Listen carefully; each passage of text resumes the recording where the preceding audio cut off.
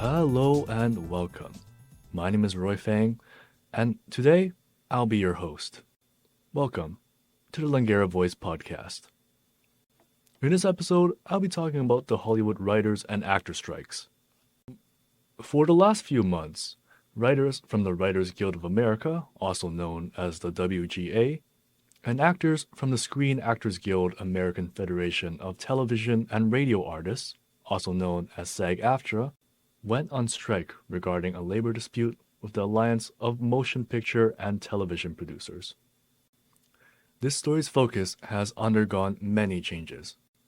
I began working on this story shortly after the end of the WGA writer's strike, and this was also during the time when the SAG-AFTRA actor strike was still ongoing.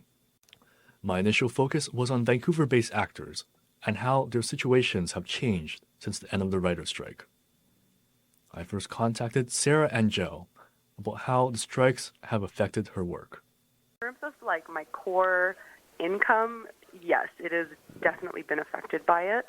I think sometimes what people don't realize is when you say I'm an actor, you just automatically think, I don't know, Jennifer Lawrence or Brad Pitt, but there's a lot of people in that kind of mid-tier range where maybe you don't necessarily know their name, but you know projects or shows they've been on. And so a lot of actors, if they're not booking leading roles, myself, for example, they do what's called stand-in work. Sarah is a Vancouver-based producer and stand-in actress. A stand-in actor's job is to take the place of the main actor, to help the camera crew figure out the scene and lighting composition while the actor is on break.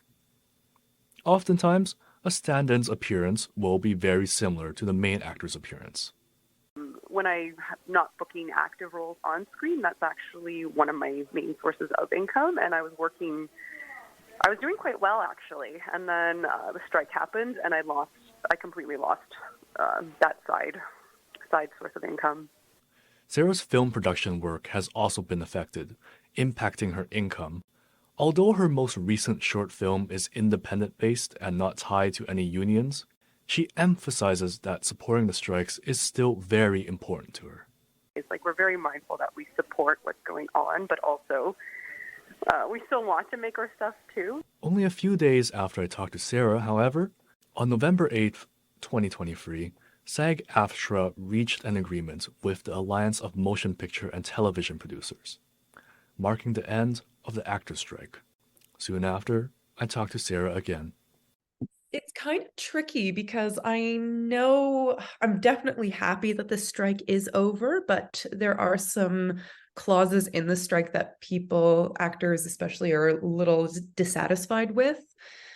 And honestly, it's not like things have changed too much just yet. I think 2024 will start to see a bit more job opportunities, but it's still a little bit slow right now. By now, my story had changed to instead focus on the end of both strikes in Hollywood and the new perspectives of background and stand-in actors now that the strike resolutions they've been waiting for have finally arrived. Right now, it just feels like the calm before the storm, so to speak. It's a lot of preparation for what's to come ahead versus thinking, there's not going to be much work involved. It's okay. It's going to get really busy again. Let's start preparing as best we can before it gets crazy. Another person I talked to was Megan Bell. She is a Vancouver-based background actress. Before the strikes, background acting was her main source of income. Since the strikes began, however, she has started working jobs outside of the film and TV industry. I've only worked one day so far since the strikes, and I went to set and it was pouring rain, so the scene was canceled. It was really, really bad a couple weeks ago. It was pouring, so the scene was canceled, so I didn't even get to do any film. I just got paid to show up.